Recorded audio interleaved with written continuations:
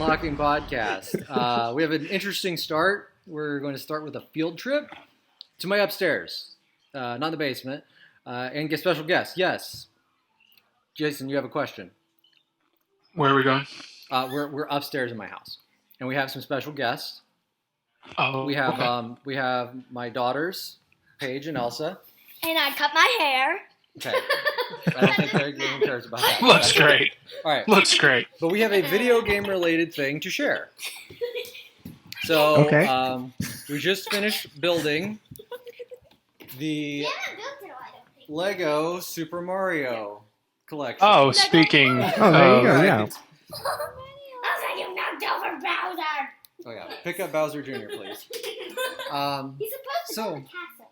So the way Mario works is he is a Bluetooth LED, and he scans things with the bottom of his Don't thing. burn your eyes. Okay, yeah, it's fine. Yeah. So this light is here. Don't burn your eyes off. So we'll do a quick walkthrough of the course here. So there's a start. You put them in, and then it will say like starting. Don't put anything in there. Yeah. And then you walk over here. You can jump. Yeah, he jumps with everything. everything. Then you can go around Bowser here. Jr. And then Paige. Paige, come on, slow down. And then you go around. You get coins for it. Boing. Then top on a Goomba. Boing. You say hi to Bowser. There's a Bowser Jr. You jump him down like this on the ground. You have to hit him 5 times. Yeah, you have to hit him. Is it 5 times or? I don't know. It's 3. It's weird. It's 5 because it's usually 3 in a game. It doesn't matter. And then you can't go in the lava or else Yeah, you'll he die. burns in the lava. There's It's a question mystery. block. 5. Woo. Yeah. And then when you stand on this. Yeah. Well, we didn't do a start, so let's do an official run here. I'm gonna do So go ahead it. and put him on the starting. I'm in the I'm warp gonna pipe. do it. No, I'm better You at did it. the tour. I'm better at it. Okay, Okay. hey, let's not argue, okay? There's a 60 seconds. So I don't know if you can hear. Oh, I think Paige would have been better at it, actually. Yeah, I think you're right. I'm looking at it. Yeah. Who cares?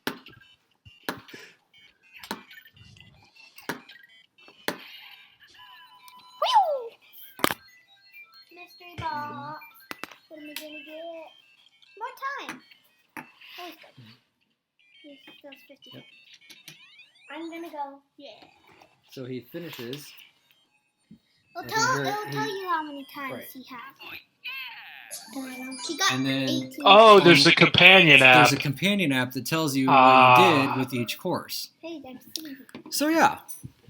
Is the audio turn. coming from the It's my companion turn. app? So yes, the audio does come from Mario and the app. So there is. 3, So 2, yeah. 1. So let's try to get a little closer here to your Mario.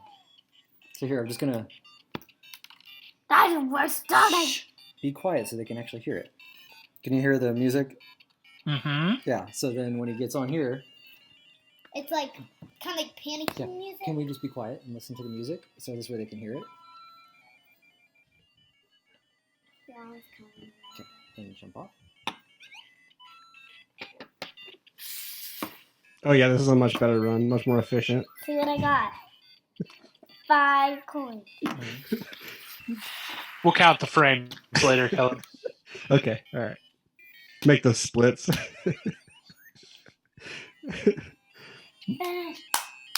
Let's see how many points I have. So you got 13 coins in the run.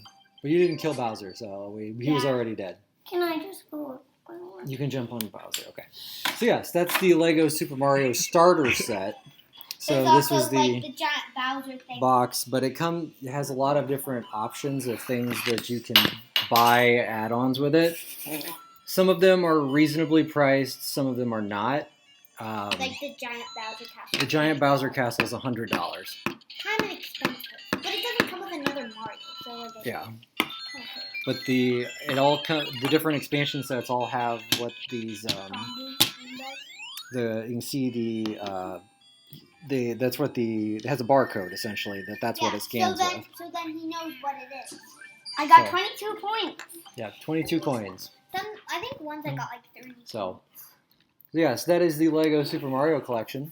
It's really fun. See you later. Tell everybody bye. There's also Bye. Yeah. Thanks for showing us. Mhm. See you later. Keep practicing. Yes, we literally Okay. just put that together like minutes before we started. So Caleb says, "Do better. do better. Get good."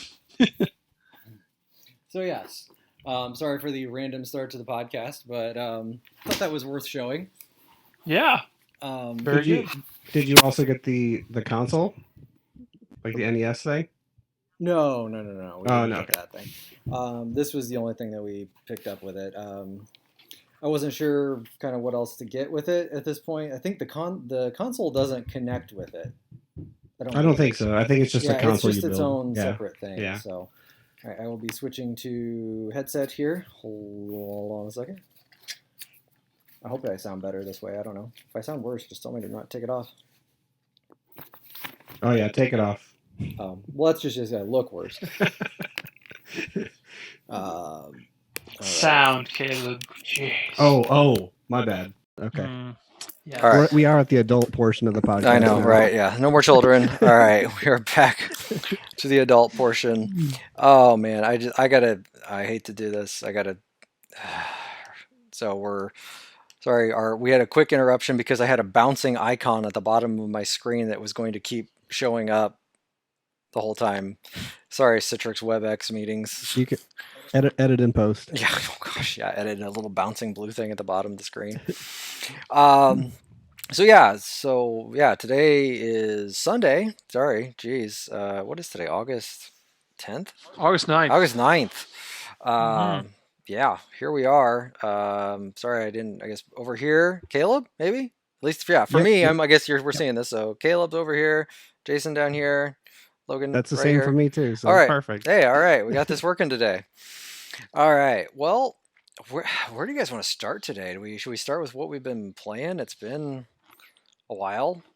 I feel like it's been years. It has been. It's been like 3 weeks, but I like how Jason's got the Resident Evil knife run in the background over there. Yeah. Hey. And baseball. And baseball.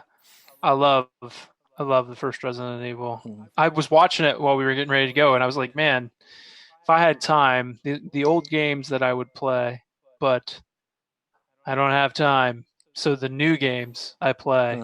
Have you guys played any new games? That was impressive. That was pretty good. That was solid. I'm a professional podcaster, Caleb. Gosh, I mean, what do you expect? We are from pros me? now. I get emails from fans, not made up people. And, if we were to do a podcast where we took emails from fans, actual fans of our podcast, they wouldn't, number one, be fake, and number two, we wouldn't lose that entire podcast for some reason. I mean, that wouldn't. No, we didn't lose that podcast. No, that one was good. We're professional. Wait, really? No, that one was really? Good. It was the one after that. It was the Xbox Sony stream. one. No, it was the Xbox stream. Oh, yes. Yeah, we may have done a live stream of that didn't quite stream. I don't think that's a thing that happened. No, that didn't happen. Actually, let's maybe start with that. Actually, instead of what games we played, how about we talk about that Xbox stream?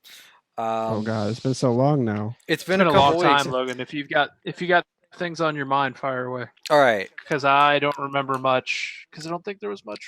That's what I want to talk about. I'm wrong about the fact that there was really nothing there, and now that I've had time for that to actually settle down, I would say I'm a pretty big Xbox apologist. I mean, after the Xbox One beginning blunder, I was kind of all in on the Kinect thing and the always on thing. I was fine with that, and I was kind of unapologetic about it and said, yeah, this is the way we should do things, and it's perfectly fine. But here we are with this Xbox Series X thing, and I have no reason to buy an Xbox Series X. Yeah, absolutely none. But I think the distinction here is that, and this has happened since the Xbox One, Microsoft has always been a very forward-looking company, and Sony is very much in the now. Sony is saying we need exclusive IP to sell our current console, and we need it to be very high quality so that people will buy an expensive console and buy a $60 version of a game. And Microsoft's kind of shifted away from that and said, no, we don't need anybody to buy our console. We want them to subscribe to our service. So let's just do a massive amount of games that might not be, 10 out of 10, but that might have a niche audience. so that there's a ton out there for everybody to grab something that's appealing to them, subscribe to this $10 a month service, and then make their money that way. And So it's just it's an interesting approach. They've got me with that. I mean, I'm going to continue with Game Pass. I'm going to play Halo Infinite, but they haven't sold me on playing a Halo Infinite on a Series X versus a One X. Right. I don't think they will. I don't think there's a reason to, and at least at launch, there doesn't appear to be anything else other than Halo. Nope. So I feel like this is going to be the first launch console where I'm not going to buy an Xbox and I'm going to buy a PlayStation, and in whatever how many generations this is now. Yeah. So yeah, I'm getting a PlayStation at launch, and there's no reason for me to get a Series X. I have my PC, so right. You have absolutely no reason to. Jason, what are you thinking? I'm leaning towards buying both. Mm-hmm. But I don't. That is just because I'm me, not because I have a good reason. Yeah. Frankly, like I want to see this. I want to see the system boot up. I want to experience the UI. I want to know what this experience is like. Even though, and we've talked about this a lot, and I think we talked about it when we were looking at that event, but system launches are always rough from a software perspective. That's not new. Even back to, I don't remember the launch of the 16-bit consoles. We were too young. The launch. Yeah. I remember the launch of the PlayStation, and it took a while. Like the PlayStation wound up in every home eventually, but that was a long time coming, and that was. I played a lot of Tekken. Lots of there was games, right? Games eventually sold that console, but I remember the PlayStation 2 vividly, and Madden was the only thing to play on a PlayStation 2. And I remember the 360 and PS3 launches.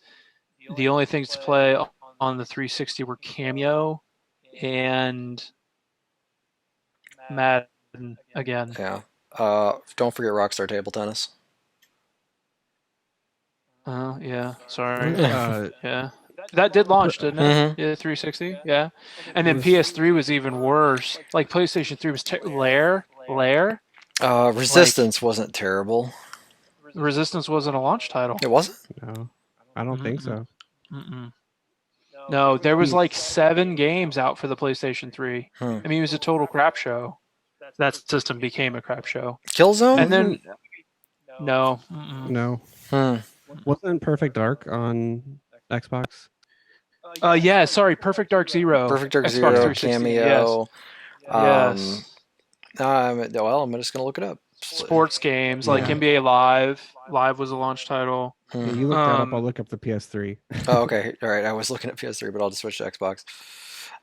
Yeah, but I feel like while you guys are doing that, quickly. Then the 360 eventually. I think it came out in the spring, and then the October. The game that gave the 360 its lead that it never gave up was Gears of War, and that was in October.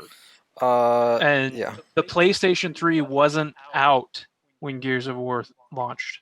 That's true. It had like a full year. It was also a year behind. So what I'm saying is all the way back to whether or not we want to buy these systems or need these systems. Logan, I don't think any of us need them. No. Especially if you have a half-step console like you and I do that are just console gamers. If you have a Pro and you have a One X, the proposition's even worse. Right. It gets even worse. Like I just bought this One X, 2 years ago. Right? I mean, yeah. Sorry, Logan, you were correct. Resistance was a launch title. It was. That's my mistake. Sorry. You're probably thinking Killzone. That is absolutely 100% the best game on this list. Everything else is garbage. Was MotoStorm on that list? No MotoStorm. Ridge Racer, but not Moto. The 360 had Condemned, which wasn't terrible. Oh, I like Condemned a lot, actually. Mhm. Okay. Madden Call of Duty 2 was on there. Mm. There was a weird Tony Hawk American Wasteland, Quake 4, Need for Speed Most Wanted, and Dead or Alive 4, The Elder Scrolls 4 Oblivion. FIFA. Oblivion was out at launch? Yeah. FIFA. Well, that was on. It was a PC before that. That was on PC before that, wasn't it? Yeah. So this was a PC port of that. Tiger Woods and FIFA. So It's really not as bad as I remember. Maybe that's also partially why it did okay throughout the entire generation. Oh, and sorry, Ridge Racer was on this list too. Wow, Ridge Racer. The other thing that was really at the beginning of that generation, the 360 translated to a 4x3 TV so much better than the PS3. Like the PS3, when you put that into just RCA cables on an old TV, it butchered the games. It was terrible. And whatever Xbox did to translate that experience, it wasn't as bad. And the PlayStation 3, what we know about that, like the way that they handled games and coding for those games, they also, in the way that they didn't care about developers, were also like, well, if you don't have an HD TV, don't buy our console. And it's that kind of hubris that loses you a generation, Matrick. Yeah. Like, so it's interesting. I don't know where we're headed now. I don't either. I'm not sure. I mean, the Game Pass is still the best deal in gaming.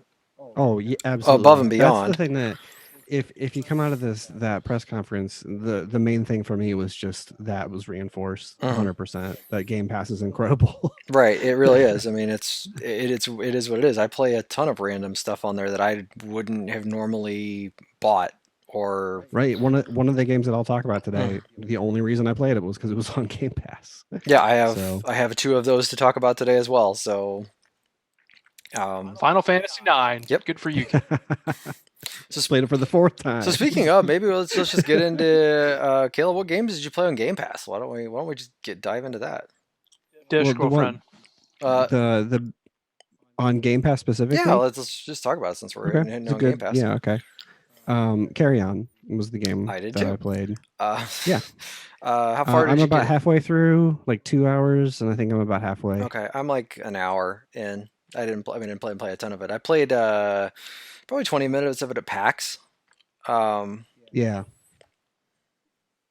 So. It's fun. It's nothing. I mean, I'm not going to say it's like a game of the year candidate or anything, but it is a fun game. Sometimes when you get up against a big group of guys with guns, it's a little annoying because your health drops very quickly. Yeah. But I remember the first time I kind of just thought I was just barreling through a room, and there was a guy he shot me like 3 times and I was gone the first time. I was like, oh, ooh, shoot. Yep. But the checkpoints are pretty good too, so you don't lose a lot of progress or anything. Yeah, the game's fine. It's just kind of I don't like if you were halfway through it 2 hours, you think it's that game I don't know if you could really play for that long. I haven't really been spending a whole lot of time exploring for there's like optional abilities that you can get, and I haven't really been going out of my way for them. I've just been kind of going to the next objective. Yeah. So maybe it could be longer than that, but I haven't been seeking stuff out. Yeah, I mean, that game's fine, but like if it was another one of those things, if it was $20 and somebody said, "Oh yeah, you're gonna pay $20 for this," I don't think I would. Exactly, but it's on Game Pass. It's on Game Pass, so I'll play it. Well, Why check not? it out. Yeah, if there's something to do. I've not heard of this game. It's a Devolver game. Oh, okay. It's I don't know if it's Carry On, Carrion. Don't know. It's basically just this big bread blob of a monster thing, and you just swing from wall to wall, and you pick up like doors and fling them at people, or pick up people and throw them against walls and stuff, and you dismember them. But it's all just kind of I would even say 16-bit-y. I would say it's probably even kind of more 8-bit. Okay. It's a little bit of Metroidvania a tiny bit. Mhm. Like you'll get blocked off to an area and you'll need an ability to get through. So then you'll go down a different path and get something and then come back. The So aesthetic is really cool. I'm using the app to install it right now. Mhm. I've not done this before. Oh. So I was wondering if there would be like a notification that would pop up on my Xbox. Once it's done or I something. don't think it'll do a notification. Maybe No, once it's okay, done. cool. Maybe. That's yeah. interesting. Have you guys installed with the app before? This is my first time doing that. I have not. I think I've got something. So I got into the Game Pass app. Mhm. I'm looking at it now. This looks cool. So I'm installing it, and it's going to let me know when it's done. Mhm. All via your phone. That's kind of neat. Yeah. Yeah. I've done that before, but I haven't done it with the Game Pass stuff. I've downloaded some stuff from remotely before, but like I've done it with like the Games with Gold stuff before, just to be like, oh yeah, shoot, while I'm thinking about this, I'll download this because otherwise I'll forget. Sure. The other game I played on Game Pass was Grounded, which is the game that they showed during the event. It's Honey, I Shrunk the Kids video game. Can you play that solo? Or Yeah, do you there is a continue? solo story mode of it. What do you think of that? Well, okay. So I was in on it for a little bit. It kind of gave you some objectives to do. It was like, oh, hey, go check out this weird. I don't even know. There was some like electronic device that was in the yard, and there were like lasers pointing at it. And so you had to go and you had to find a. But these lasers all had different problems. Like there was a blade of grass blocking one, and then another one. It said that it just wasn't functioning properly. So I had to make myself a little axe and start cutting down blades of grass and using it to like make it a little axe out of. And then I had to find some stuff to make a torch. So I'm crafting all these different things, finding these different items. There's this weird like tent in the middle of it that has it's just called an analyzer. And so if you find different things, you'd go and you take it to the analyzer, and the analyzer would then look at it and go, oh yeah, you can craft all these different things with this item. But you don't know that until you analyze it. So I was looking around for quite a while for what to get with a torch. So I needed to go I found sap, and then once I finally found sap, then I analyzed that, and I was like, oh yeah, you can make a torch out of an ant leg and a piece of sap and some I forget what they called it, but basically it was just like fibers of grass. But you can fight ants. The ants are pretty tough. But there's like mites and like all kinds of different smaller things that you can fight pretty easy to start with. So you cut down the blade of grass, the laser's coming through. The other thing you find is like there's this other laser with like this it just says like it's flickering, and you go and you end up finding a bunch of little bugs chewing on the cords. So you have to fight all the bugs off to get off the cords, but that's where you need the torch to go in underground to find where the other bugs are chewing it off. So it made you find these different things. You ultimately get this machine up and working. So this has taken me probably about 30 minutes at this point. And anytime you die, you respawn back at the same spot, except you have to go, if you can find your backpack that has all your stuff in it, so you don't have to recraft everything, start all over from scratch. Like everything that you've done is done, but you just have to go and find your backpack to get all that stuff, or you can recraft everything. It doesn't matter. There's a day-night cycle. It is pitch black at night. Pitch black. You can't see anything. So you pretty much need to set up camp for the night and sleep. There are food and water management systems that you have to have. You need to eat food and water. I'm already seeing this. That was kind of a pain in the butt, but once I got the electronic device up and going, it like created this weird explosion thing, and it was like, oh yeah, go check out the explosion behind the oak tree. So I went behind the oak tree, got over behind the oak tree, go down, and there's basically an underground base under there.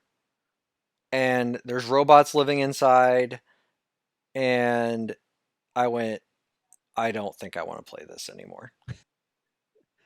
Because I thought this was like a survival game of like and doing different things with what was in there, and you go down there and all of a sudden this guy's like, oh yeah, like we're gonna like learn how to to like innovate science and all this stuff and create this world out of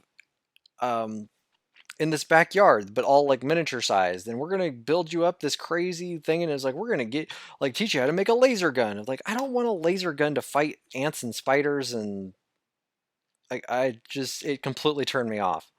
And I said, forget it. I don't want to finish this because it was only like I think How do you become small? I don't know. You don't have any. You wake up and you are like, this is weird. Like you just wake up and go, this is weird. Does this look like this? These are some funny special effects, and that's basically it. You think you're in a dream, but once it got to this like weird stuff with basically robots and aliens and stuff, it turned me off. Yeah, I'm just generally not into like that survival type of mechanic stuff. I'm not either. So. That's the food and water thing. Like it was like, I don't want a management sim. Like I just want to play.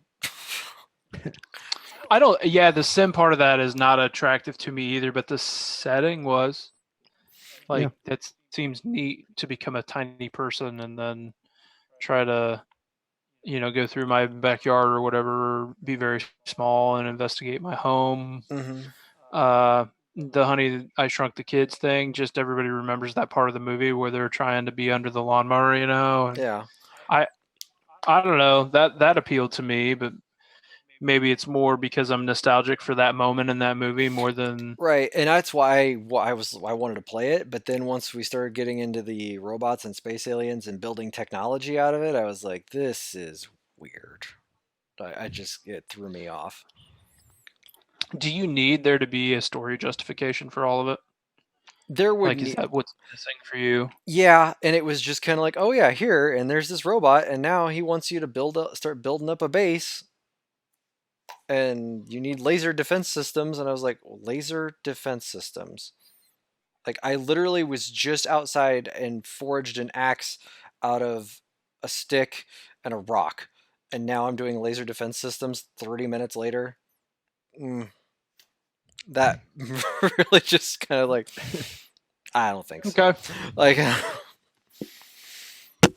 I might play that, I might not. I'm installing it. There you go, install it. Mm-hmm. No reason not to. Yeah. I just did. So we'll see. So anyway, Jason, what have you been playing? Not much besides the two big AAA games, and of course Mortal Kombat. Yeah, I was gonna say, Mortal Kombat. Those are the three things. We can talk about probably the big AAA games in a group if you guys want. Sure. The thing I'll get out of the way is I took a break with The Last of Us because I didn't honestly want to finish it.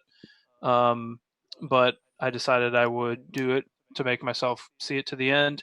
In the meantime, I decided I would investigate because I've played Mortal Kombat on and off, but never went through an entire season or experienced how they were pitching seasons. So it's like anything else. It's a season around cosmetics. And so the higher you rank up, the more rare cosmetics you get. And so I just wanted to see, there wasn't anything in the cosmetic tree that I wanted. I just wanted to see how high I could climb. And I got to the second highest tier, which I feel good about. How many tiers are there? Something like that. I think there are 9. Okay. So I got to tier 8. And I was at that tier, like scratching and clawing. So you progress. It's just a progress bar, and so you go through until you rank up. And my progress bar was just, once I got about halfway through that one, it was just like. So you can go negative on it? I wasn't getting. Yes. Okay. Yeah. You lose, you go negative. Okay. Yeah, absolutely. Can you drop back down rank? You can. Okay. Yeah. I think that's what they mean by when they describe ranked as high stakes battle. You will keep the loot. So you get up there, you get that loot, you're going to keep that loot, but you do lose the pride points or whatever. and this is I think the first time since I've played it. I played it every day, trying to get as high as I could, and this sounds simple to say, and it's part of the reason I think why you and I, Logan, love well, not every first person shooter, but like really enjoyed Halo when Halo happened, because no matter what, it was always different. You know, like each skirmish is different, the situation is different, and any online game is kind of like that. I don't know if you guys feel like you've played Underlords more recently than I have, but I feel like I go in with a little formulaic after a while. Yeah. Does it? Yeah. Okay. I didn't know. I didn't know, because I come in with a plan, right? And I now understand what professionals are trying to do, which is really cool. Like I can watch two high level players play, and I can understand what they're doing, but doing it is the thing. So I've gained the understanding, which is really neat, but the execution, and I've also finally understood, like, Scorpion has limitations. Like, Scorpion is a high B. He's not an A. There are things that he just cannot do that other characters can do, which is why you don't see him you'll see him early on in tournaments, but when you get to like the top 16 players, none of them are maining Scorpion. Who are they maining? And Joker. Okay. Spawn. So DLC Johnny characters, oddly enough. Yeah, yes, those are the two prominent DLC characters that are good. Devora, Johnny Cage, Gearus, and Liu Kang. Like it's like 6 to 8 characters. Aaron Black's like I see the guy who plays Aaron Black get a lot of like 9th through 20th. Like he mains Aaron Black. That's all he does. He's a Canadian player, and he wrecks until he can't. Like he hits that limitation with Aaron Black. It's really interesting. Like he just can't make Aaron Black do things that these other guys do, especially Joker. Like the best player in the world has unlocked Joker like in a way that a lot of people don't understand. But anyway, I enjoy that it's always different. Each skirmish is different. Sometimes I absolutely destroy guys. Sometimes I get destroyed. Sometimes it's really competitive, and it's demoralizing when I lose by like just percentage points of my life bar in a final round of the whole match. It's cool. It's brought me back to multiplayer gaming. I've kind of cooled off in the past 5 or 6 years, and it's brought me back to playing a game online that I really enjoy. The net code in that game I've also understood just from like diving into this community a little bit, because we don't talk about news a lot, but Evo and all that stuff, and it's being canceled and whatever the reasons are, blah blah blah. But the reason why it was going to be an Evo is because I didn't realize this, but I guess it's one of the best net codes ever. I don't play a ton of fighting games online. Yeah, I hear the term netcode, and I know, from what I understand, it's about latency and input lag, right? I mean, it's yes, and it's rock solid. And I didn't understand that. I guess if I went and played another game online now and it like had those issues, I would be like, well, what? Because I haven't been. I mean, I love Tekken. I haven't been playing Tekken online the past few years. Gosh, it's just something I enjoy playing offline. So that's I don't know. I think I'm reaching the end of the road with that, but it's been when did that launch? It was April, May of last year, 19? I think. Yeah, April or May of 19. Did you got some good mileage out of it? You did all the DLC stuff too, right? The story mode and everything. Yes. Yeah. Yeah. I think it went on sale recently. Oh, I might have to look at that. There was a Warner Brothers sale. It might be over now. I'll look real quick. But I think they slashed it. Having all the glowing things I have to say about it, $40 is a lot. That's a lot for DLC. For Aftermath. Even though, to be fair, I don't think I've ever seen story DLC in a fighting game, let alone one that is this rock solid. It's good. It's really good, but it's like 3.5 hours long. It's fairly long for DLC. Like, it's not bad. That's a good length.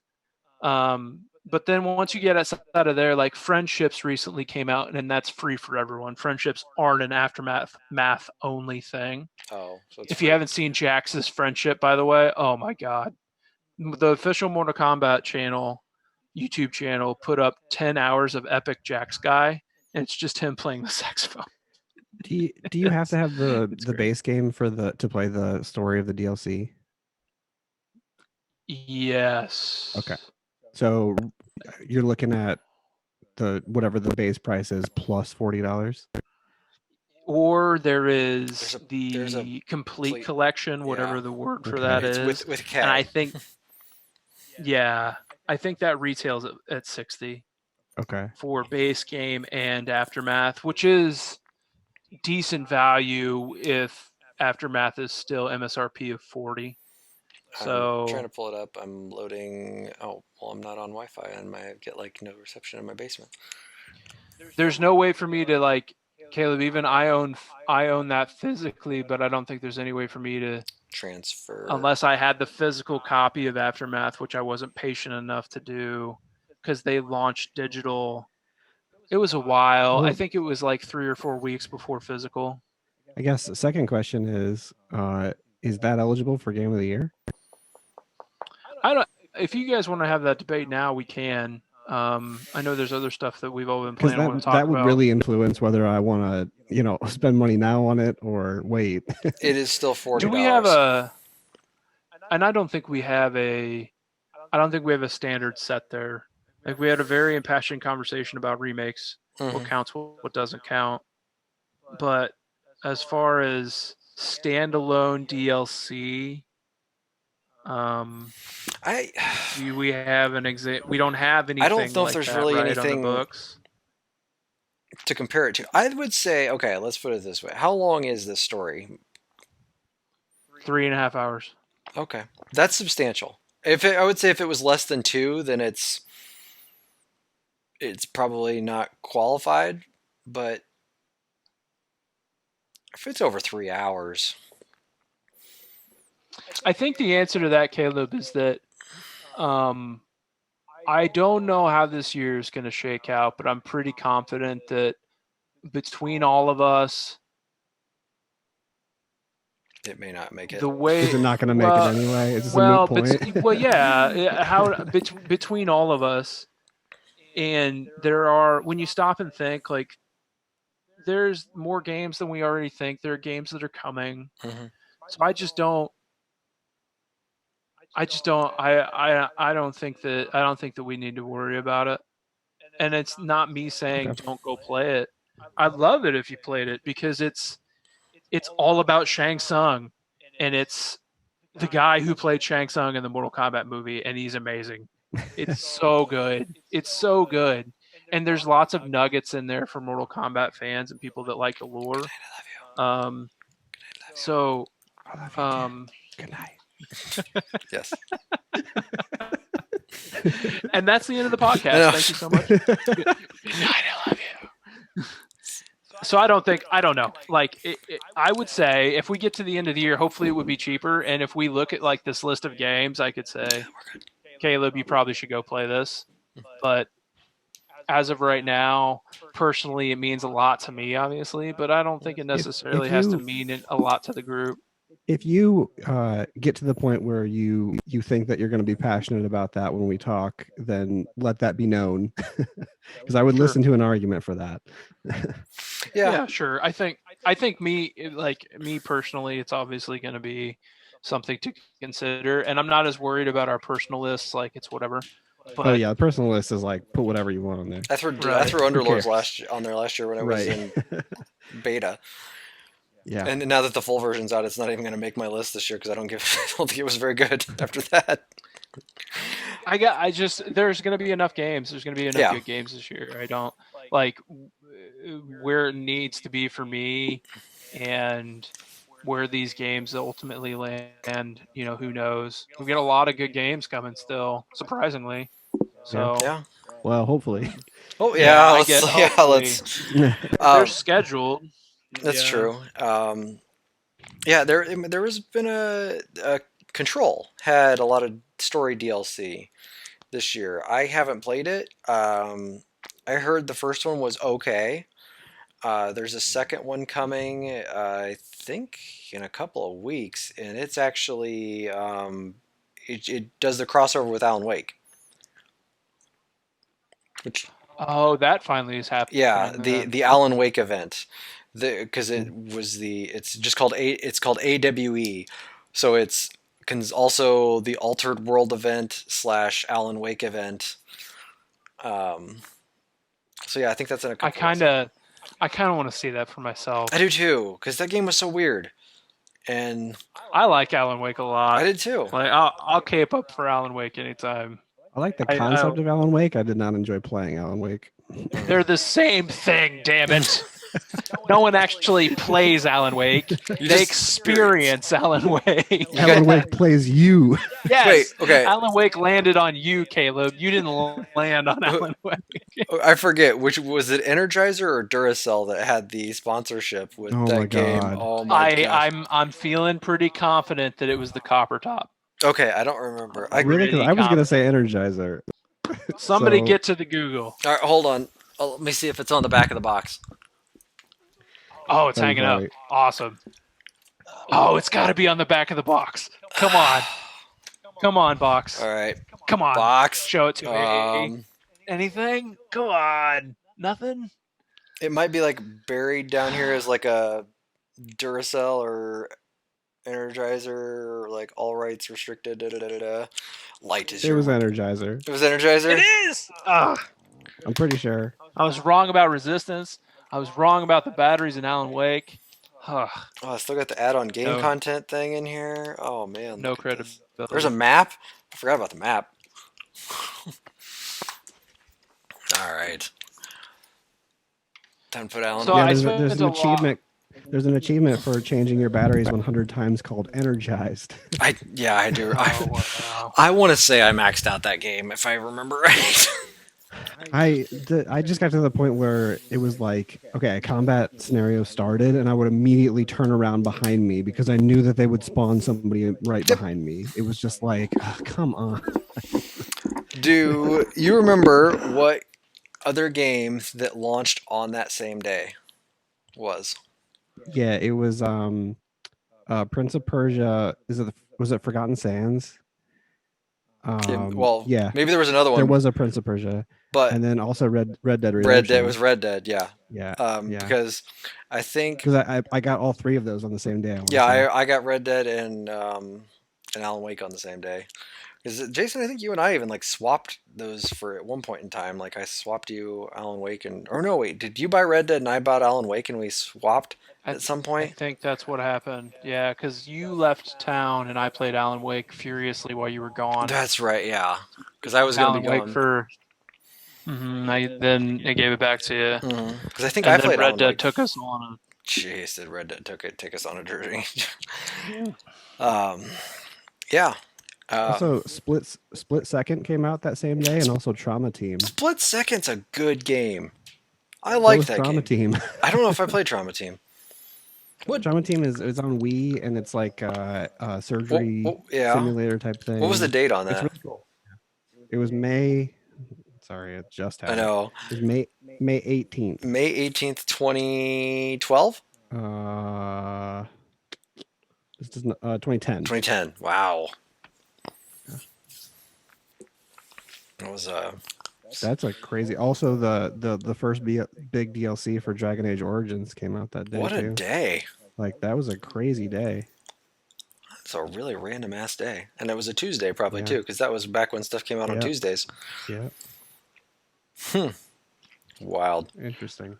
I really am kind of nostalgic for, like, I'm looking at Logan's Wall. Like, I'm nostalgic for Forget the light to turn on. some games. So some games are just going away right now because of the circumstances of development, like Dead Space, things like that.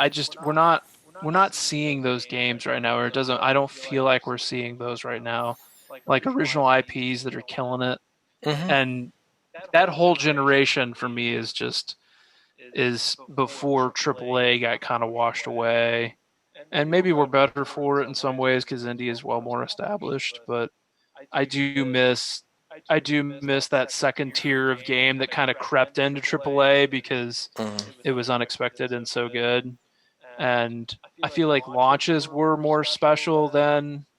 Well, it's because you had to actually physically go somewhere and get something. You couldn't just. Yeah, maybe that's it. I think that's a lot of it too. It was like, I mean, yeah, there was midnight launches for stuff, and people were like, you couldn't just. Like now, you can just go, yeah, pre-download it. Okay, it's 11 o'clock. It's unlocked now. All right. Okay. Well, I guess I'll play it tomorrow. And right now, I want that option, honestly. So I guess I'm just nostalgic more than I'm not complaining necessarily. Yeah. But like games like The Darkness, which I love, and Dark Sector. I just those things aren't happening. Dark Sector's not a bad game. Right now. Dark Sector's great. Dark Sector's a solid 7. Yes, and I don't feel like those games are happening right now. Is all. That's just kind of. I think about the 360 and PS3, and I remember that stuff. About a game called Maneater. Oh, I want to play this. I need to find a way to rent this. I think I'm gonna have to activate GameFly or something. Did you buy Maneater? Yeah. It was was a it's only 40.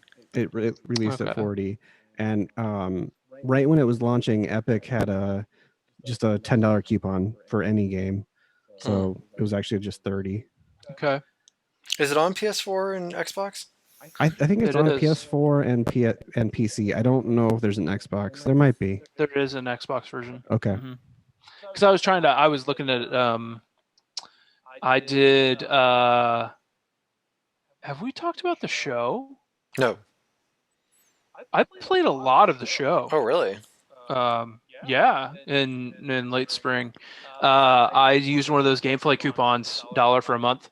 So I rented the show and something else. Can't remember. But I was going to do Maneater Resident Evil next. 3. Resident Evil 3. I took it when you were done. Yep. That's a good way to play Resident Evil 3 because it's like 4 hours long. Right. And Maneater was next on that list, and it's not in our local rental establishment. Maneater is not. So have you checked both places? Right. Yeah. You check Clinton or Cottage and Locust. Yeah. Damn. Okay. Well, that was going to be my next option.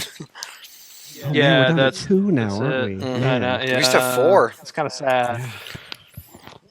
And I don't know. I mean, who knows? But I think that the pandemic had a lot to do with that. I wouldn't necessarily think that it's a harbinger for their business, other than they probably needed to lean down anyway to survive. But I think there are places where that store is still. Did I tell you guys when I went in when the airport one was closing, and I was looking through the games that they had for sale that they were liquidating, and a guy walked in and he asked the clerk if they still rented tapes. Oh, you did tell me that. We are in the year 2020, and there's a guy out there looking for tapes. Gotta have them tapes, yo. Oh man, can you imagine? Anyway, like even anyone having a VHS in their home? Can you imagine? Boy. Yeah. It's probably one of those combo players, like the TV and the VHS it's built player. into the TV. Yeah, you just can't get rid of it. Yeah. Keep on Still keeping works. Still turns on. Yep. It turns on. Why does he talk like that, Logan? That's not very nice. It's not. Maybe it's because of where we live. Maybe. Speaking of AAA games, which one do you guys want to talk about? Maneater. Yep. Hollow Notes. No, really, tell me. Is it awesome? I mean, come on. We talked about it once, didn't we? It's cool. Did we? Yeah. We talked about this on a previous one. Okay. It's a collectathon, more or less, right? I mean, you just go around collectathon, eat people. Like early 360 generation open world game where there's just a bunch of icons on the map to clear off. Okay. I do want to play that still. Speaking of an open world game with a bunch of That's- icons to clear off a map, Ghost of Tsushima. I finished it. I platinumed it actually. Holy mother of God! Wow. It's a really easy platinum. It's pretty time consuming, but it's really easy to do, and nothing's missable. So, how far did you guys get in? Haven't touched it. Have you Okay. yeah, have you haven't played that, right, Logan? I've played it for 5 or 6 hours. Okay. So What are your thoughts? Because obviously I like it a lot. So curious here. I have not talked to you about this at all yet. So it seems to me that it is the most, I don't know. It's probably the most competent open world game I've played all year. You could go back a couple years, I would say. It's not I don't know. It's not The Witcher, but I think I'm enjoying it more than recent Assassin's Creed entries. So I think I enjoy it more than I think I'm enjoying it more than Far Cry 5. I'm just trying to think of like the games that led us here to this thing, and it is very much like it's not a poorly executed one of those. It's like I don't want to sound insulting, like a very polished, somewhat baseline version of those. Yeah. Like there's nothing so far that's wrong with it, but there's also nothing that has me blown away. It's not revolutionary in any way, but I would say it's probably the most polished version of that game that we've gotten. Period. It does so many little things better than what you were saying, that like the Far Cry's and the Assassin's Creeds. Can you give me specific examples? Yeah, so like one of the things that I really liked is the way that the horse works, and how you can call him at any time and he just immediately appears behind you, which isn't necessarily new, but then when you get into combat, the horse just gets out of the way. As opposed to some of the other games where the horse will try to fight next to you, or it'll get in your way and you end up killing the horse. This one just gets out of the way, and also the horse cannot die. So you can jump off a massive cliff and take a bunch of damage, but your horse will get back up. So you don't have to worry about running to the next town on foot or anything like that. It's just it's a pretty big quality of life thing for me that I like. There's also a lot of little visual details that are really cool. Like the blood spatter is super realistic, I wouldn't say realistic, but super accurate. So like if you swipe somebody diagonally, the blood will come off of them in the same direction as your sword strike. And then your clothes and also your sword absorb some of that blood too. So if you are in a big bloody battle, he's going to be completely coated in blood. His sword's going to be dripping in blood. And then when he goes to put his sword away, he'll either wipe it on his sleeve or shake it off so that the blood comes off of it. And then the blood will go in that same pattern on the ground where he swiped it. Like little stuff like that I thought was really, really cool, and just adds to the immersion of it quite a bit. I think that I don't necessarily disagree with that. I do, and I think it's because I recently played all of that Witcher DLC last year. It's not fair, really, in a way, because I think this outdoes almost every Ubisoft game that does this stuff.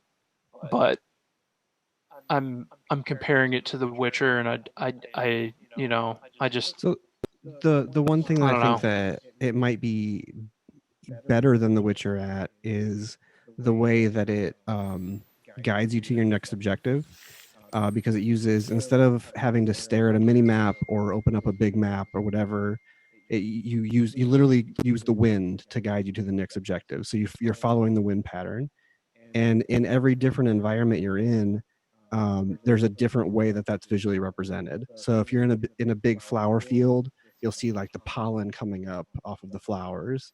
If you're in a forest, you'll see the trees falling from the or the leaves falling from the trees, and then the direction that they're blowing, you'll know is the direction of your next objective. So one of the things that always trips me up in open world games is I find myself constantly looking at an objective marker or looking at a mini map, and then not being able to appreciate the the actual design and aesthetic of the game because I'm staring at a little corner of the screen.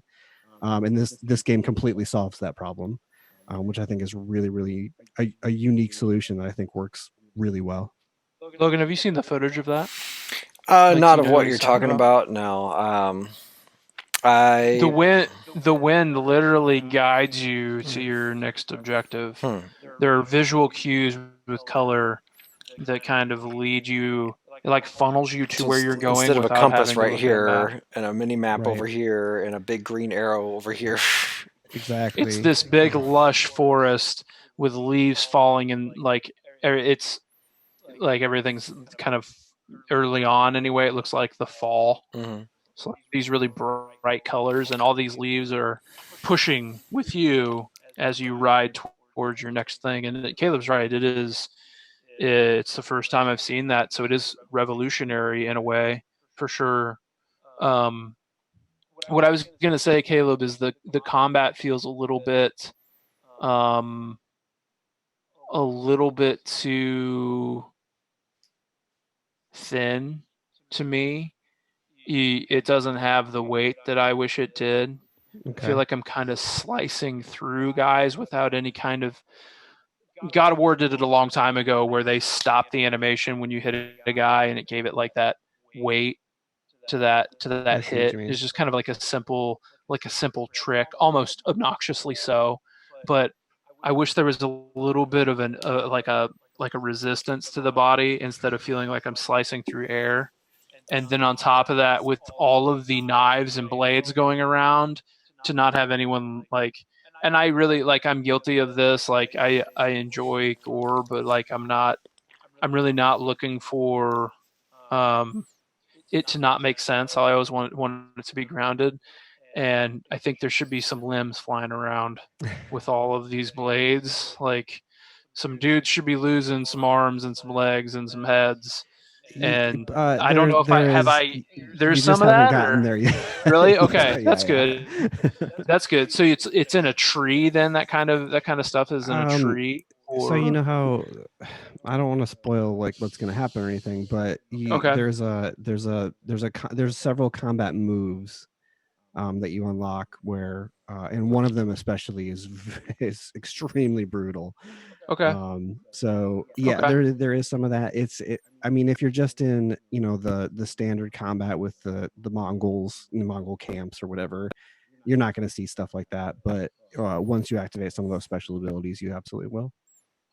Are there, how many stances are there for throughout the game? So there's 5. Wow. One of them's not. It doesn't work the way that the other 4 do. So it's called a stance, but it's its own separate thing.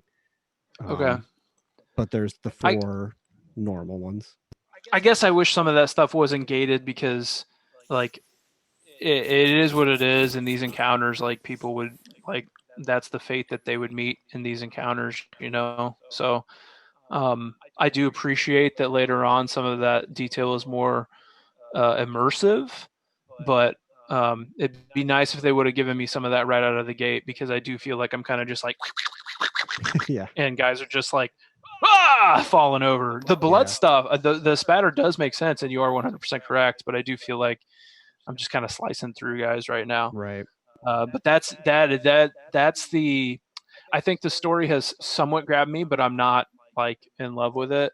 I just want to play it more than anything. Just want to play it. The story to me, I thought it was confusing to me, because I keep hearing that people are saying it's underwhelming, but I think it's a really, really good story. And I don't know. We'll have to talk about that again once you guys have seen more of it. But I think that gets a really I think it's way better than people are giving it credit for. I'm only a certain way through, so I can't really speak to it other than it may be a little too simplistic for some people, but I think what it does with an open world story is really good. So I'm curious to see what you guys end up thinking about it. I just kind of want to play that game, just play it. Yeah. It feels very comfortable, and I have a great understanding of what it is because of the things that have come before. So there's something comforting in it. Stay away from the side missions unless you do want the platinum. They're really generic. It'll be like a woman will say like, "Oh, my family got killed by these bandits." And then you track the bandits and you kill the bandits, and that's the end of it. There's nothing there really. But I think the main story is definitely worth seeing through. If you have the time for it. Pulled up the the how long to beat thing. It's 20 hours for main. For main. That's longer than I thought then too. I was thinking like 12 or something. I don't know. I mean, for completionists, it says 52 hours. Does that sound about right, Caleb? Yeah, it sounds about right. Yeah. I don't know what I'm going to do with that game. Maybe I'll start gameplay up again too. Yeah, I would lend it to you, but you bought it digitally, yeah. Where they are, I bought it digitally, so I can't really do that. I bought it physically, so we can figure that out probably. Yeah, well, if you're only 5 hours in, it's going to be a while. Yeah, where are we? What month is it? It's August already. It's August, yeah. What year is it? I know, right? Seriously. So that's it for me. Other than the big one. All right. I think that we've all. Let's take a quick break. I just want to make sure. I just want to because we're screen recording. I want to make sure that it doesn't freak out that we go like over 2 hours in a video. So let's take a quick 2 minutes, and we'll be right back.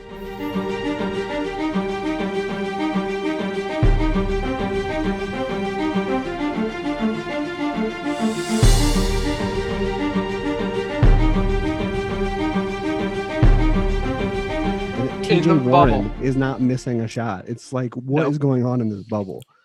Yeah. I wonder if it's guys are just so comfortable in that gym. Like it's the same gym every night. Yeah. Same backdrop.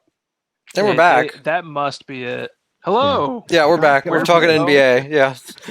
That's what we do. We got all those NBA emails last time. I know. So it's crazy. Who knew that life in the bubble was going to be this fun? Yeah. Fun. So, where were we? Oh, we were talking about The Last of Us. Or we were going to start talking about The Last of Us. So does anyone else have anything to talk about before we dive into that? I got other things, but non-video game related. I figure we can hit up some sports and TV I think I want to wrap up with The Last of Us, is what I'm saying. If you guys are okay with that. Well, because I don't think I'm going to have, and I'm not going to spoil anything for anybody, but I don't think I'm going to have any energy after we're done talking about it. That's going to zap me. I guess I just don't know. Yeah, I wonder. Yeah, Caleb, have you even touched it yet? I'm about 2.5 or 3 hours in. So barely. I really am not sure how much we should talk about The Last of Us. I could talk about that game a lot. I guess if Caleb's only that far away, then maybe we can talk about it then. Well, I don't. It's now. Yeah. I guess we're talking about it, so let's just talk. Sure. But for me, I think I need to play around with the difficulty options a little bit more, because I know it's pretty granular when you get in there. But to be honest, I am not enjoying the actual gameplay part of it. So I need to. Where are you at? Like difficulty wise? We just I switched it from normal to easy. Okay. And normal was really annoying, and easy is way too easy. So I need to play around with it a little bit more. I thought there was one in between.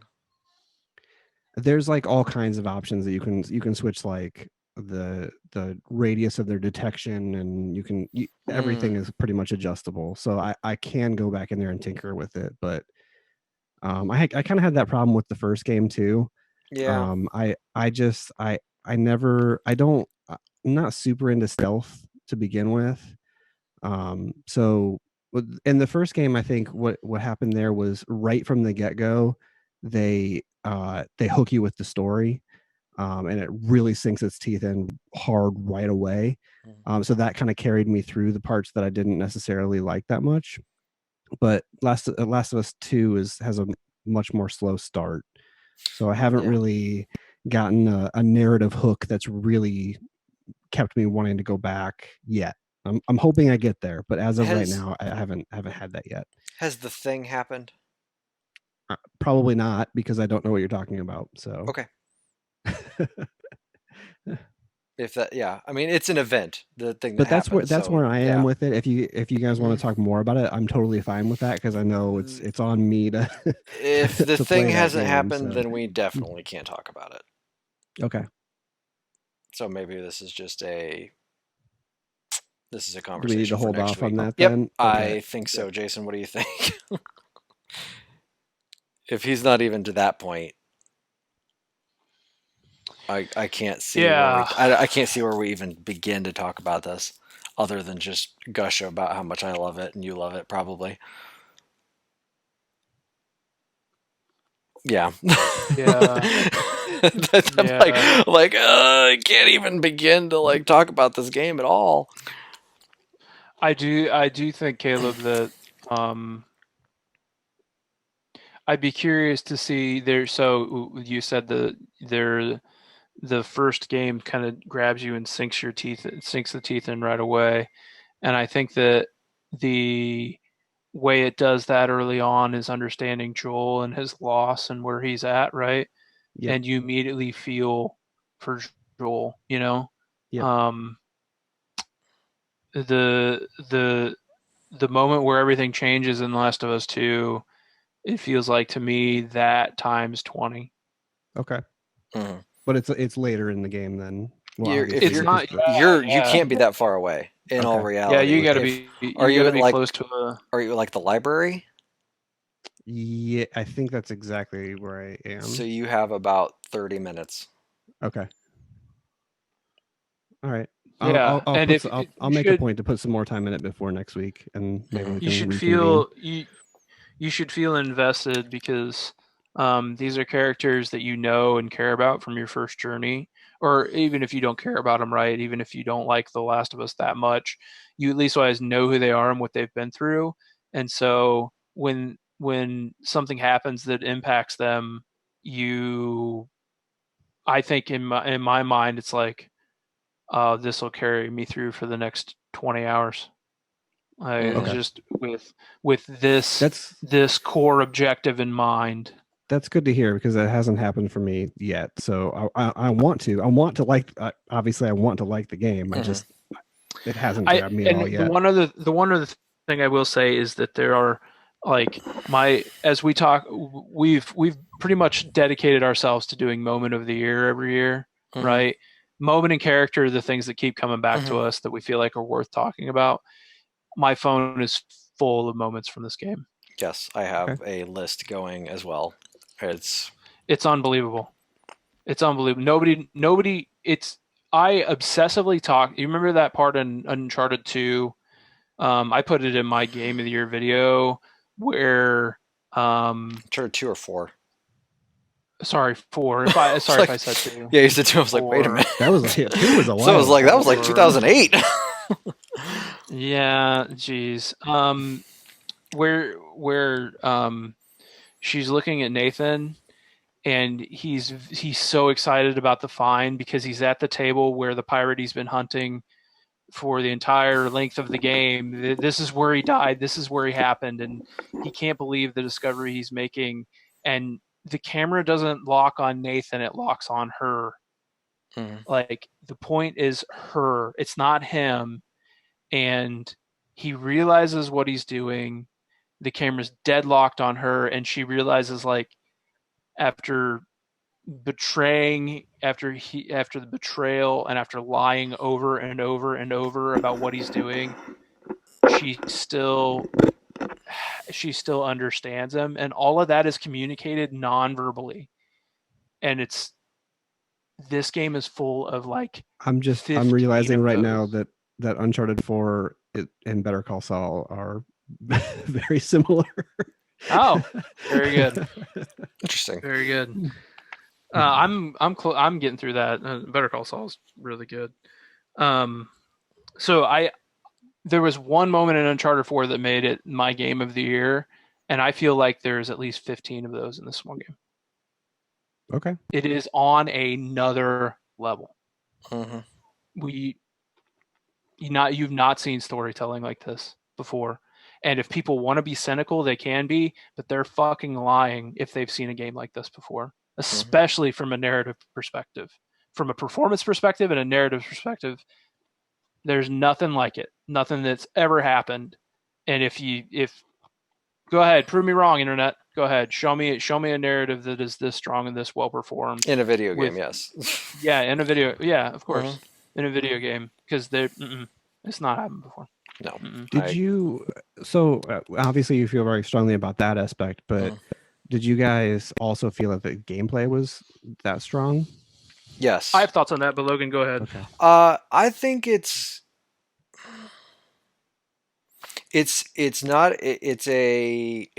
so there's Metal Gear Solid 5 from a sneaking around type of game. Okay. I think it's here. Last of Us 2 is like right here. Right below it. Right below it. Okay. I think there's the thing I enjoy the most about that game is you have, I mean, you've at this point, you have a side character with you, but you don't get punished for that side character being with you, nor can you also really depend on them. So you are still dependent upon yourself, for the most part. And I think that while some of it gets repetitive, there's ways that you can make it fun by all of the different crafting options that you have. You can turn it into a sand. You can have it be just sneak up behind guys and snap their neck or shiv them in the neck or whatever, and no big deal. Like, you could do that till your heart's delight, but you can make it a lot more fun by lighting a Molotov on fire, throwing it at somebody, letting them run into another room that has a zombie in it, and then the zombie eats the regular character. Like, that's great. That might be my problem with it, because the way I play games is I tend to find something that works and then repeat it over and over again. I don't do a good job of making my own fun. So maybe I need to experiment a little bit more. I did that for too long. Probably. I did the sneak up behind them and shiv them in the neck, and I did that more often than I probably should have. But then I started... I think the other thing too about doing that is it makes the game take longer by doing that, where you got a bottle in your hand, throw the bottle at the dude, run up and attack him. Like, that's another option. Like, you can just go up and start having a fist fight with somebody. So, or because you have melee weapons now too, and these melee weapons, some of them are pretty good. I like a lot of them. There was the axe is a lot of fun. The lead pipe is okay. Vicious, yeah, like there's some vicious stuff with some of those things, like with the melee weapons. God, you get the axe kill where you hit him in the stomach, and then you have to you take really your foot, pry it out. pry it out, and then they fall to their knees, and you finish them. Oh my God. And it's the way the camera moves around that stuff too. It's like, don't show me, oh God, you're showing me that. Like, it holds you accountable for your actions in such a really interesting way. Like, oh, this is how you're going to take this person out. Enjoy. Watch them suffer. Wait, this is the choice you made. Tripwire mines on people. I didn't use that one enough. I did not use tripwire mines enough. I should have. So, in the vein of Logan's recommendation, Caleb, use your stuff because you're getting supplies every time you have an encounter. Mhm. There's gear to pick up. There's crafting So, yeah. supplies to pick up. So use your stuff because Play it you're on- going to get enough to craft later. Yeah, keep it on easy and just start using random shit. Yeah. Well, when you I just as soon as I flipped it to easy, then like you can literally just walk straight in a person's line of vision and shiv them and kill them. Oh, that Like, bad? It's Ugh. that easy. It's really that's easy. not the way to do it because No. you're not experiencing it the way that it's intending, and on top of that, you're not feeling the tension in these encounters the way that the game wants you to. The game that you should feel scared, like, and on at least normal, it will make you feel like you've got your back against the wall and you need to survive. And some of those encounters for me were incredible. I think I sent it to you guys one night. It was early on in the game, and I was doing the just wait for a guy to walk by, shiv him, and just drag him over. And I think I sent you guys the picture of just a pile of bodies. Like I had like 5 bodies there, but it took me 5 minutes because I was waiting for somebody to come walk by and just keep taking them out. But like if I would have been more aggressive and gone up after them and used my stuff, like make a silencer for your pistol, pop a guy in the head. Like why try to sneak around all these different rooms and everything else? They're giving you the tools. There was so many times I walked by stuff that I couldn't pick up the resources early on because I had too much of it. And it took me probably halfway through the game for me to realize that just use your stuff, dude. And it made the game go faster after that and more fun. Okay. So yeah, there's our recommendation, I guess, moving forward. Yeah, I guess. Yeah, I would put it. I would until... put it back to normal, Caleb, at least. Okay. And enjoy the tension, and use your stuff. Use your stuff because you're just going to recraft supplies after the encounter anyway. And they're pretty. So. The checkpoints are pretty nice. Like they're not bad at all. Like it's auto saving so frequently in the background that you'll be cake, no problem. And it loads back pretty fast too. There was multiple times I think I got stuck in the same spot and I tried the same stupid stuff over and over again, expecting a different outcome, and it was just like, yep. And it's probably 5 to 10 seconds for a reload. It's not that bad. Okay. So, all right, we'll talk story later. Yeah, we'll talk story later. Yep. What have you been watching on TV? Well, hang on. I got oh no, you have another game? More games. Oh, jeez. Well, sorry. A few actually. Oh, jeez. I've been playing Deadly Premonition 2. Oh, yeah. And that game is it's so much like Deadly Premonition 1, except for just slightly worse in every way. Oh no. So it's a little bit disappointing. It also it sucks. It's really discouraging to me because it runs like absolute garbage. I mean, we're talking like when you're on the open world going around, we're talking single frames. It's really, really bad. So there was a patch out just this morning and I tested it out and it does help a little bit, but it's still pretty bad.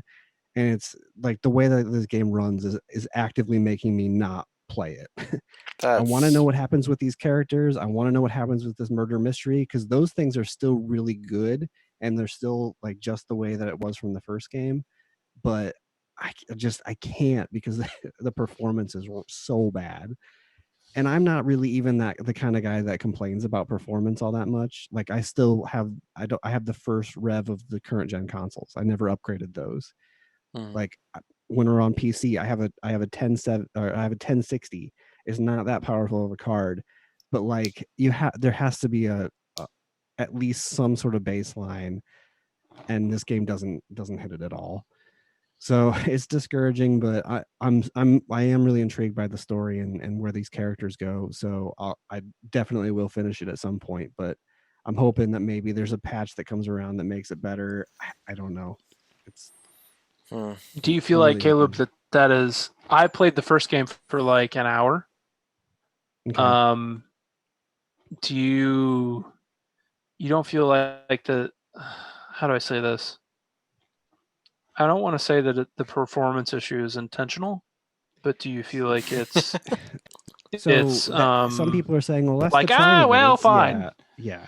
And I Okay. think maybe a little bit, but this goes, it's way too far. It's Unplayable. There's a difference between running like crap and being kind of endearing and not being able to play it because it runs so poorly, you know? Okay. Yeah, there's got to be a, like, I think you used the word baseline. Like, there's got to be a, like, we got to hit this like at least. You got to hit, like, for me, like, you got to hit, like, and this is even generous, you got to hit like 25. Sure. And it doesn't even do that. So it's pretty discouraging, but yeah, we'll see. We'll see. I'm curious what you think about the story when you're done. Yeah. I just today I installed and I played a little bit of Fast and Furious Crossroads. Is that the thing that they showed? Yeah. It's really bad. It's like, of course it bad. is. Oh my gosh. Yeah. And I played for maybe 45 minutes, probably closer to half an hour. Mm-hmm. And I backed out to quit the game, and it said I was 28% of the way through the story.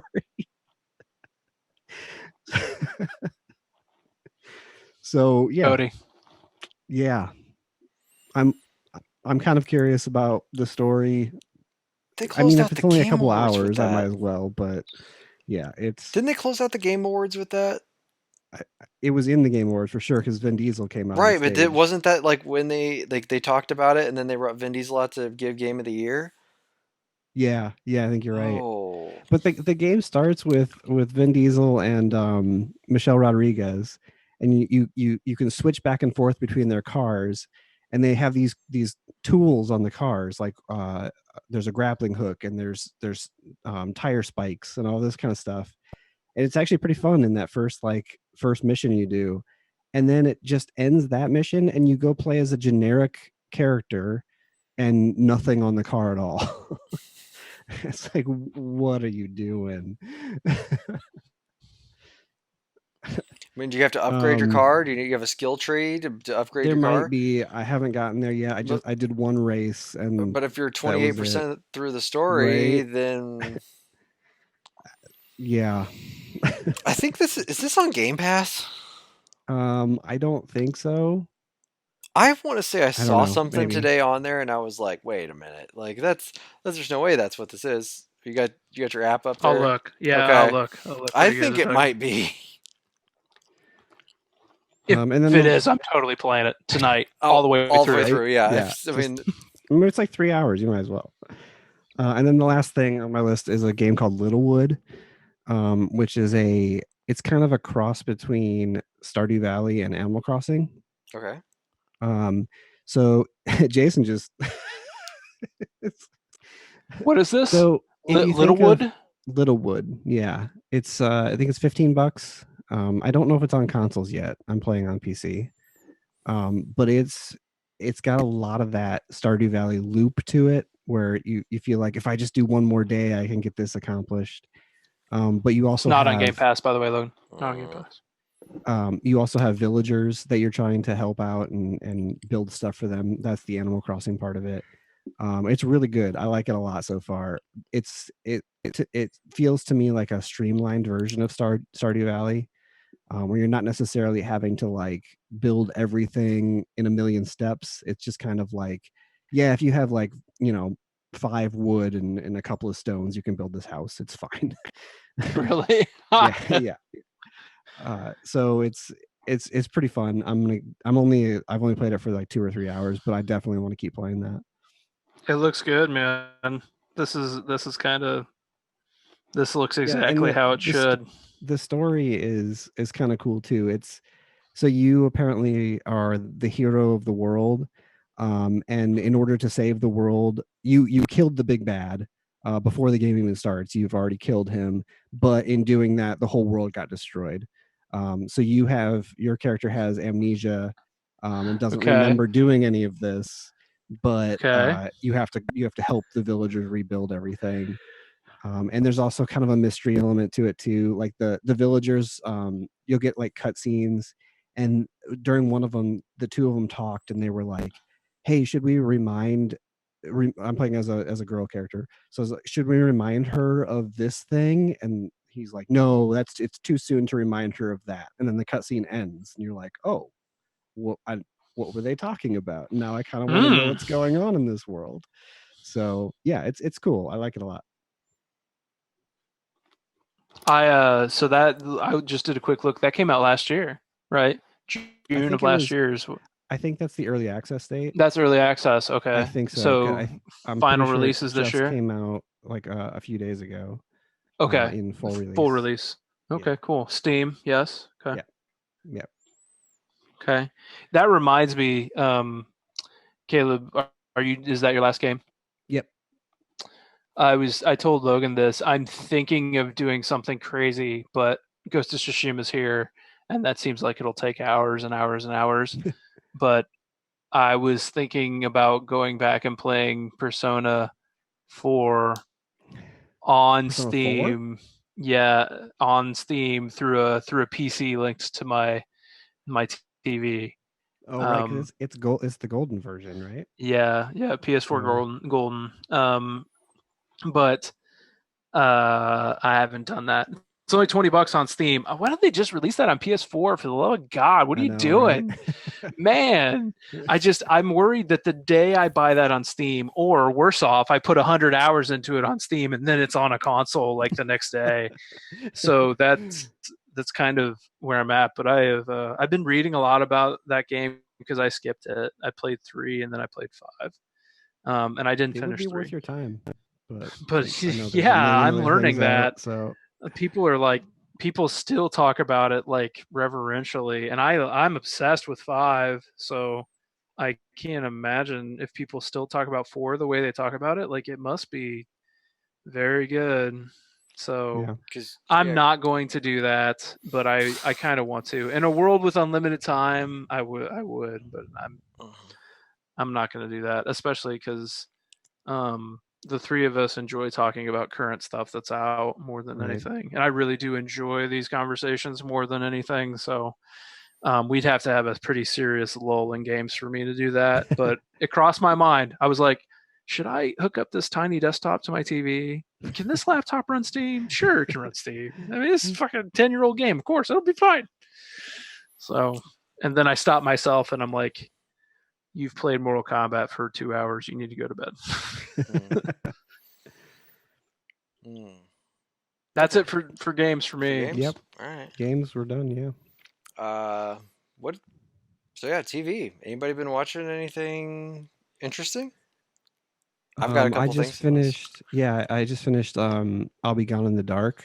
Which is the how's HBO that? documentary. It's phenomenal. I started if you like the true crime documentaries, this is one of the best. How many episodes? 6. Okay, I've seen 2. Maybe 8. This is the Golden State Killer, right? Yeah, and what's her Michelle McNamara, Patton Oswalt's wife. Yeah. It's heartbreaking. There are stretches that are tough to watch, but it's right up there, I would say, with like The Staircase and The Jinx. It's up in that tier. Shit, really? Yeah, holy God, yeah. Really? Yeah. Wow. So I need to tell my wife to maybe continue that. She watched the first episode, and so the thing is, she goes, it's not bad, but she has listened to so many podcasts about it that I think she's just kind of like, I've heard all these people talk already. Yep, I can see that. Because she's a true crime junkie, but I think it's just this one's been done to death at this point. It's literally a documentary about the people that podcasted about this thing. so yeah. She has listened to all of those. So she's like, I've already heard these people talk. All this is just a review. Yeah. So it's kind I didn't know any of it. So reminds me of last year, The Case for Anad Syed on HBO. Like, well, everybody's already heard Serial. It's like a rehash of. It's the same thing. So I could understand how, like, it doesn't mean that it doesn't impact Caleb in a certain way, or Right, it won't have an yeah. impact on me in a Right. certain way. But I can understand where Andrew's coming from, because I thought that HBO doc was good, but I listened to Serial. Everybody listened to Serial, so Right. it doesn't mean it was bad. But if you had already heard that story, then it's not going to have the same level of impact. Right. I also, after the first episode came out, there was an article floating around that was how biased that documentary was. So I was like, oh, if it's biased and I already know the story, so I didn't continue watching that one. But other than that, I think the only thing that's currently airing is American Dad. There's not a lot That's real currently good. airing right now. Um, It's been good, yeah. yeah, American Dad's still real good. The one that was just on Monday, Mhm. what was it called? Roger Needs Dick. Roger Loves Dick. Roger Loves Dick. I think it was Roger Loves Dick. That one was phenomenal. That one's real good. Jason's on the floor already. The scene at the end with like the attempted murder, it had me rolling. I'm watching this tonight. We're done. No, I'm dropping everything. Dude. I'm turning off the NBA. I'm watching. I'm watching this. Yeah. You need to watch I'm not that even episode. Caught up. It's It sounds amazing. Oh. It's my favorite episodes are the one where Roger does. Oh, it like is. a It bunch is of Needs. different personalities. Okay. Roger Needs Dick. Roger right. Needs Dick. Wow. Okay. When Roger has like multiple personalities going on at the same time, those are my favorite episodes, and this one does it. Oh, it's everywhere. Oh my There's god. a scene that's phenomenal at the end. Yeah, I know which one you're talking about. Oh god, that is so good. I just watched What's that episode. the episode where he works at he's literally like he's against himself, where he works at Nordstrom's. Hey, With the Elizabeth, glove? you want to? Yes. No. Yeah. You want to go walk? He works at a bank. You want to go walk at Nordstrom's and get a sandwich, Elizabeth? And he's literally making up this person that doesn't. But it's him. Work. Like. My favorite line from that whole show is still, "When we get there, this better not be me." Yeah. Or open. That show's great. This show's great. Up and down, that show is great. Yeah. I've been watching on Caleb's recommendation. I've been watching Harley Quinn. Do you like it? Harley Quinn is excellent. Right. I am on, I think, like episode 7 or 8 of the first season. Okay, season 2 is even better than the first season. And it was not what I expected at all. Right. I expected that show to be kind of cheesy and everything else, and it is really well written. Because this is on HBO Max. Yes. Yeah, it was originally on DC Universe, but then I think they kind of merged everything into HBO Max. Yeah, it's like Doom Patrol and everything. The Teen Titans are all on, or whatever. I don't know if it's called Teen Titans or if it's just called Titans or whatever, but it's all on HBO Max now. They're nice, quick, because they're 20-minute episodes. But yeah, that show, Jason, you probably should give that one a shot too. Okay. I'm looking at it right now. Just know that it is absolutely not safe for kids. No, not one bit. Sure. Not a single bit. The first 5 seconds of the first episode, you're gonna go, nope. Like it. I was really concerned because there's ways that they have made Harley Quinn bad, and the way that they bring in all of the other sub characters, like Bane's character in this show, Bane is great. Like all of the, like everybody, like up and down. I don't know if there's really like Jason. There's I think it's the second episode.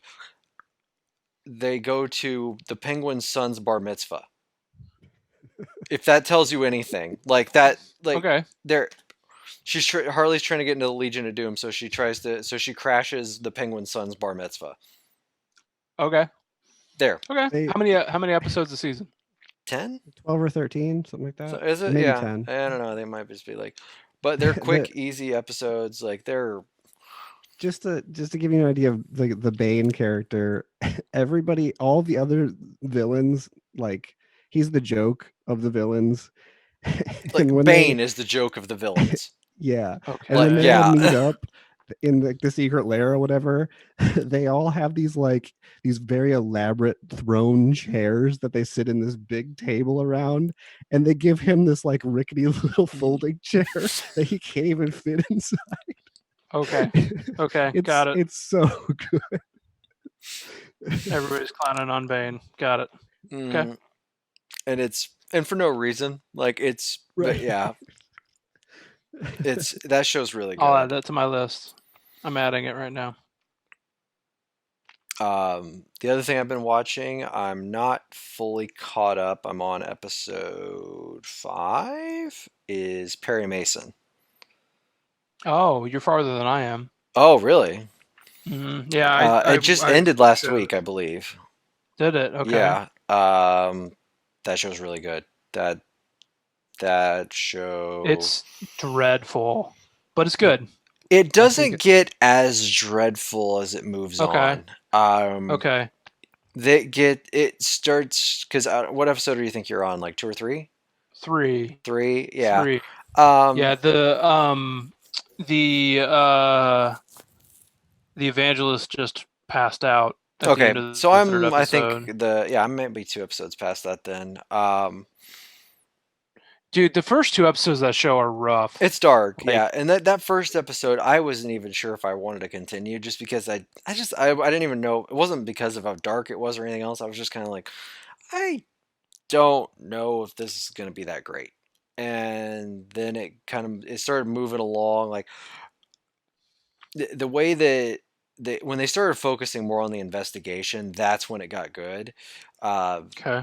Lithgow's character is still, John Lithgow's great. Whatever the guy touches. The cast is unbelievable. The cast for that show is crazy. And you're right. Whatever he does is incredible, which is why I would say first season of The Crown. I know.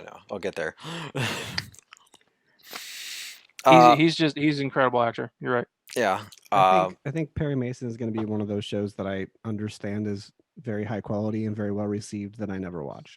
Really? I think it's just too much for me. I just don't enjoy that. Don't enjoy what? How like dark and depressing things get. I don't think it's. Have you given it a shot? No, but just what I've heard from other podcasts, I've just like that sounds like too much for me. I wonder, Logan, you've powered through, but I'm kind of in that muck right now.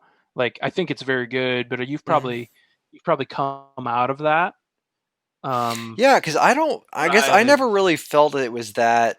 Beyond the first episode, I never felt like it was that bad, like that it was ever that dark and depressing. Beyond the first episode, there's some stuff in the second one that is, I think, just as bad as the first, maybe even worse. Yeah, those 2, because there's the. I'm trying to remember everything about. There's the case, right, and the horrible circumstances of that case, and in the second episode, there's the things he did to survive. The war. Flashback. Yeah, the flashback. That stuff's terrible. I mean, it's like I could see if you were in charge of a group of men in this horrible circumstance, why you would do those things that you would do and why they would haunt you for the rest of your life. And it's like, it's HBO, so it's like graphic. Unflinching. Yeah, it's like unflinching. It's like, this is where even a Netflix show might look away. No, you absorb this as if you were Matthew Rhys. It's. I'm starting to question my soul. Because maybe it just didn't hit me. Do that. So no, I guess I think there's a part of my brain that separates like this is a movie or a video game and this is reality, and I go. It just goes. When I'm watching something like that, it just goes off. Oh, so you're a psychopath. You have no empathy. I see. No, if I'm watching the news or a real life thing of something like that, of a like, hey, here's live footage of this crazy thing that happened. my brain does the empathy thing. But if I know it's scripted, my brain just goes, yep, whatever. This is scripted. No big deal. Like, I think that's where I have a line in my head that somehow takes care of that for me. I think everybody has their own. I think their own bucket, and I think some people may have it overflow than others. Like there's a certain amount that you can take, and I think that with the circumstances of the real world, like you're saying, some people, like Caleb, and I don't want to speak for you, Put Caleb. that I'm not. away. That's what I'm not doing. I'm not trying to wrench you here. Okay. No, you're saying exactly what I. Yep. There's a lot to deal with right now, and so I think that everybody has a certain amount that they can take, and especially in their escapism. Maybe what was enjoyable drama even a year ago is not necessarily enjoyable now because of personal circumstance or whatever it may be.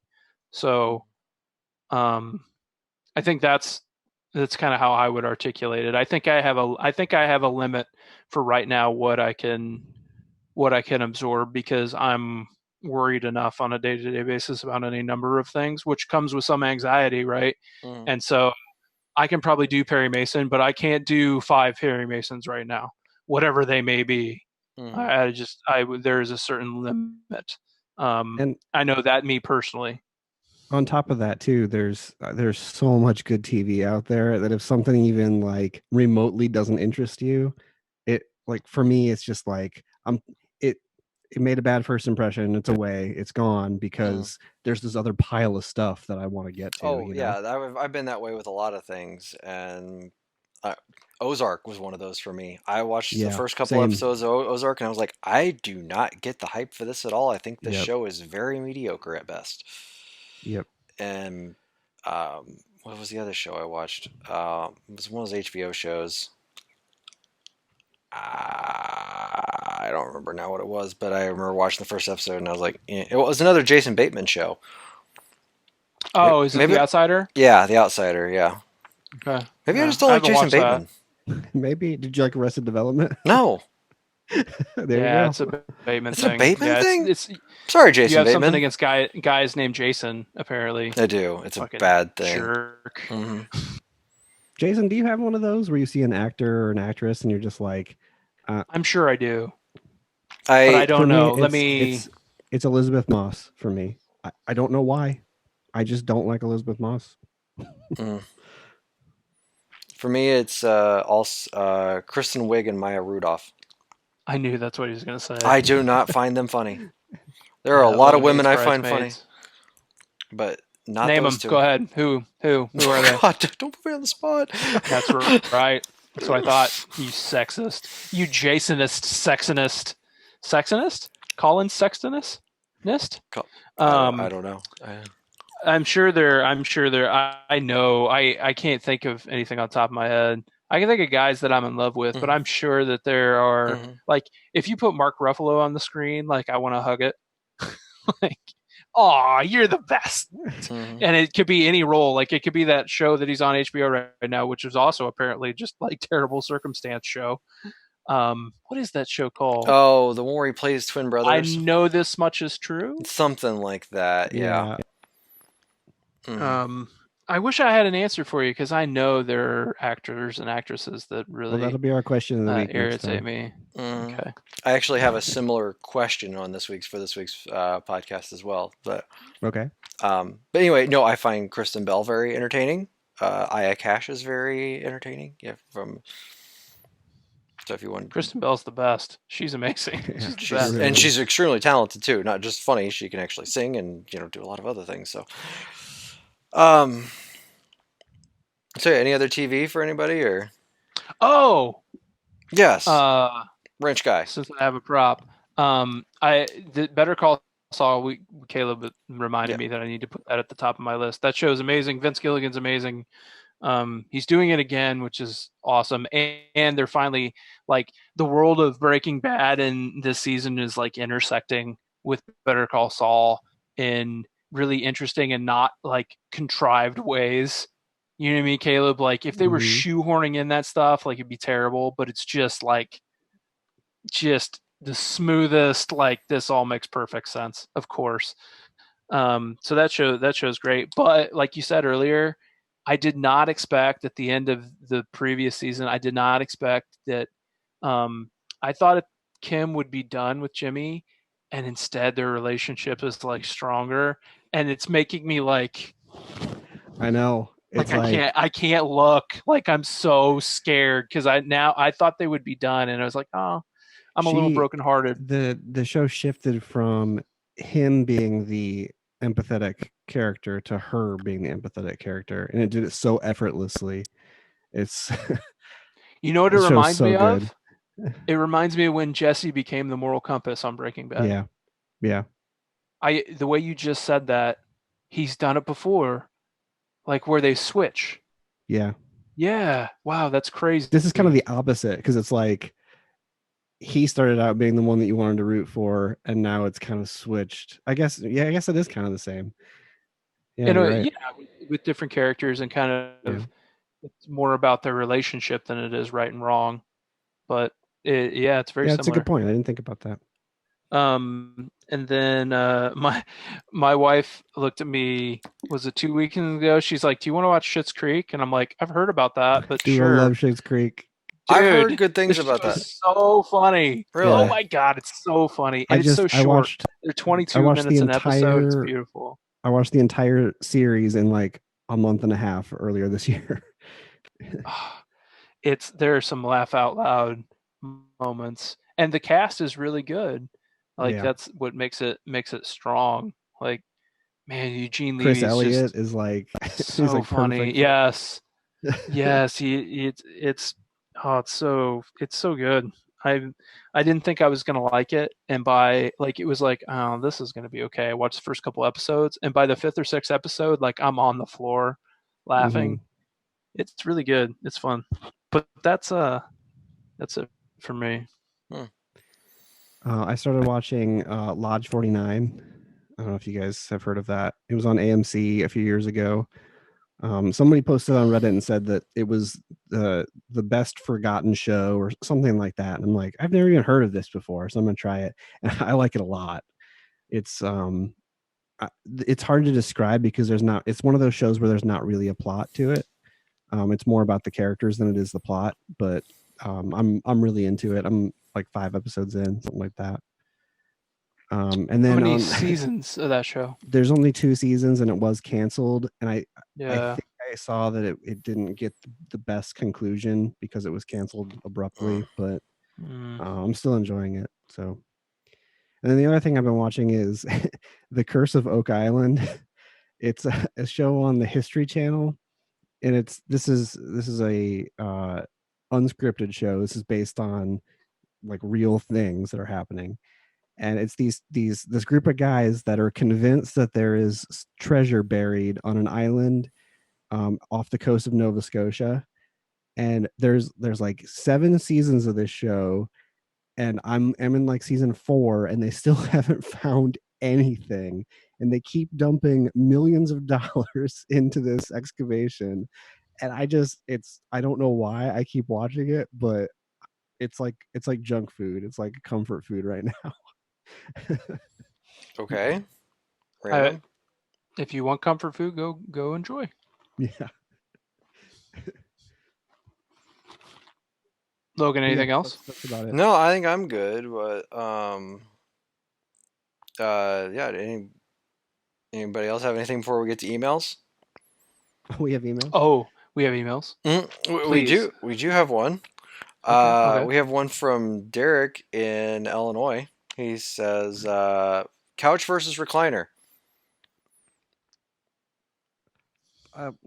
For what? I don't know. That's all it was. Couch versus recliner. I would since we're a gaming podcast, I guess I would say for video gaming, would you rather couch or recliner? I don't think that now that I said that, I don't think it matters, but I'm going couch 100%. I think I go recliner. I grew up in a recliner, Mhm. so probably recliner. What I will Yeah, say is we I were a feel couch lucky enough. family. Yeah. We're straight up couch Okay. family. Yeah. No, it just depends. We had 2 recliners in the basement around the TV, so I Mhm. think that I have chosen the. The couch that This also is both. reclines. This is both. Yeah. That's a I was gonna say recliner, all three of us have a couch that's also a recliner. and Mhm. that's a recliner, and then this is a chaise. The So, chaise. So you I got have tried to. everything. I've tried to do both. Yes, I've tried to do both. If you made me choose, I would say recliner, specifically a lazy boy, but maybe you can have both. Yeah, I think I go. Yeah, definitely a recliner. If I'm gonna sleep though, I can't. I mean, I'd sleep in a recliner, I guess, but I'd have to choose a couch. Yeah, but you can't game on it. I mean, you couch Yeah. really, Caleb? Yeah, like you don't want your Oh feet yeah. up or anything. You're gonna. Well, my feet are up on the couch. Yeah, see, that's where you kind of get into like, is it a recliner and a couch? Well, wait a Like, minute. So, like, you've got your feet on the couch. Yeah. How does this work? You just turn your head sideways. Oh no, that's uncomfortable. No. I can't do that. That's No, how I I do can't it. vouch for that. Mm-mm. Okay. Mm-mm. Wow, you do that? Yeah. Yeah, just a couple of pillows behind you and feet up on the couch. Mhm. No, Okay. nothing. All right. It's not like you're not like 90 degrees sideways. It's like I'm picturing that you're would like be contorting like, your body. Mhm. yeah. No, it's just like a little bit and not. All right. But sometimes I do put the recliner up and do it that way too. Okay. Yeah. Other one I've got from Joel in Texas. He wants to say, he wants to know, is there a band that you like? Oh, let me read this again. Is there a band that you really like that has a popular song that you absolutely hate? Like a band or musician that like one of your favorites that has a song that you just can't stand. I would have to say, oddly enough, I heard this over the weekend. Eminem, that "Hi, My Name Is" song, the very first song he released. That song is shit. Like it is terrible, and it's corny, but yet it's what made him extremely popular for the time. But man, that song sucks. I don't have a great answer for this, but in on like if you listen to an entire album of Mhm. rap, a lot of times there'll be a track that's just like 20 to 30 seconds long and it's not It's like a it's skit. not music, it's just like them talking or like a child talking weirdly or something. Yes. And I hate that. I hate when that happens. Mm-hmm. But Yeah. I can't think of a great answer to this question. Yeah. I don't know. Or is there any I'm song sure that? Yeah. I'm go sure ahead. there's something that I'm forgetting, but Like, I can't on top of my head. is there like a maybe let's rephrase this question. Is there just a song that's like really that's I shouldn't say really popular, but genuinely liked across the the grand world that you don't like? The song, I don't know if it's called this, but the song that's Put Me In, Coach. You know what I'm talking about? I hate that song. That is the worst song ever made, and it's on the radio all the time. I haven't heard that song in years. Put me in, coach. Yep, I'm that ready one. to play. I don't know who it is or what it's called, but I hate that song. Gosh, I hate that song so much. now I gotta see who that's by. I that was not a. I don't even know if it's popular, but I don't know that's if my it is answer. either, but that's put me in, coach. It's John Fogerty. It's actually called Center Field. Okay. Look at me, I can be center field, like because Yep. it's all about like playing baseball, and yeah, it's got that organ in the background, and all right, that's fair. I didn't expect that one. Jason, you got anything? I don't think Like a so. Journey song, I guess I'm thinking like. I don't not a lot of know. songs that would come on that I'd be like, ugh. Like ugh, like I It's like really hate it's that mostly a I like this or I am indifferent to it.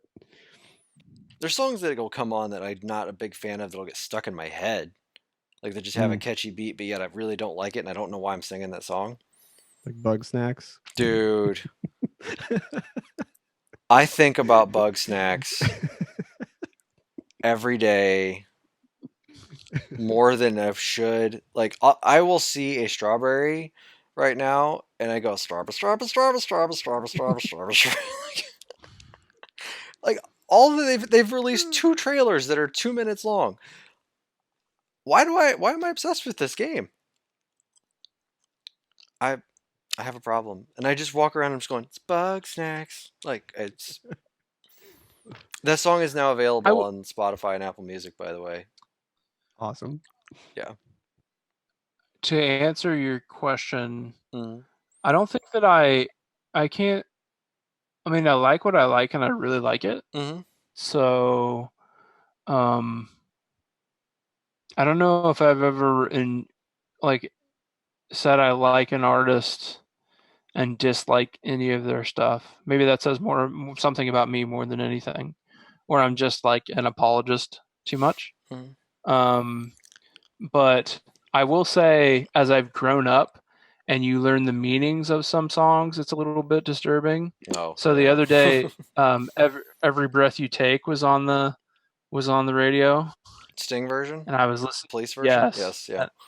And I was just like, ooh, like in the world we live in now, in the circumstances we live in now, like easy there, Gordon Pritchard. That's Sting's name. Gordon Pritchard. Gordy.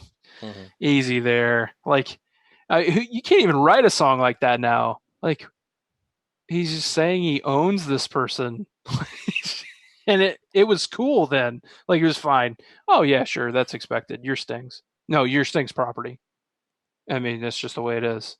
Like, and there's that all that controversy over what's the song that it's usually around Christmas time, the yeah, the one that's an elf. Oh gosh, you know, song Maybe It's Cold about. Outside. Yeah there's it's like just date rape. that there's somebody that's literally kidnapped a person, and I don't know if that's the correct reading or not, but after hearing that theory, there's a line where they say, "Hey, way. What's in this drink?" yeah. Like that's a line in the song. What's the sense in hurting my pride? Like, yeah. There's some that kind of makes me, that your question makes me think of how songs age and where we're at more than whether or not I like something or not. Yeah, and I guess put it this way. Yeah, like I'm not an Eminem huge fanboy aficionado by any means. It's just it was more of just a song that I was like, oh, like, did I ever like this song at all? Like, I just was, I'm just not a big fan of that song by any means. It's a product of its time, for sure. Maybe, yeah. There was, I think the that was on the Slim Shady LP, and that I think if you even listen to that now, it would sound a little bit, just because of its age. Like, it would sound, hip hop has an age to it sometimes. But I do think the Eminem Show 2002, like his second record. I thought that was a Marshall Mathers LP. I thought it went maybe it's the other way around. Maybe you're right. No, I mean, you could be right. But the one is the Eminem Show the one with Stan, or is that the Marshall Mathers? No, that's the LP? his very first album, the one with. Now I gotta look it up. Stan's not on there because he wasn't. I thought it was his very first album. Was maybe that wouldn't make sense because that. Yeah, why would he have any fans? You're right. Yeah. But like you think, Logan, like you talk about where someone can go quickly, but like Stan is one of like I don't know, probably one of the most influential songs ever. Not rap, not rock, not genre. Outside of all genres, Stan is like one of the best songs ever. I mean, that word is literally in the dictionary because of that song. Yeah. It's just like... So it was the Slim Shady LP was the first one with My Name Is, and then the Marshall Mathers LP was next, and that had Stan and the real Slim Shady on it. The Eminem Show has Cleaning Out My Closet and Without Me. Oh, sure. Okay. So yeah, like those were 3 huge records. My God. Yeah, those were all pretty back to back here. So 99 was the Slim Shady LP, Marshall Mathers was 2000, Eminem Show was 2002. So yeah. Those hit pretty hard. I did not expect to talk about music tonight. Sorry. You never know what our emailers are going to come in. I guess, yeah. So, I don't have any other emails. Did you guys get any other emails in your inbox? No. I got one that says, here, wait. When's your bedtime? Oh, it's now. Oh, okay. Neat. Good, because your microphones is making it sound funny all of a sudden. Yeah. Oh, okay. That's weird. So it's perfect timing. So, all right, fellas. Well, it's been a good podcast. And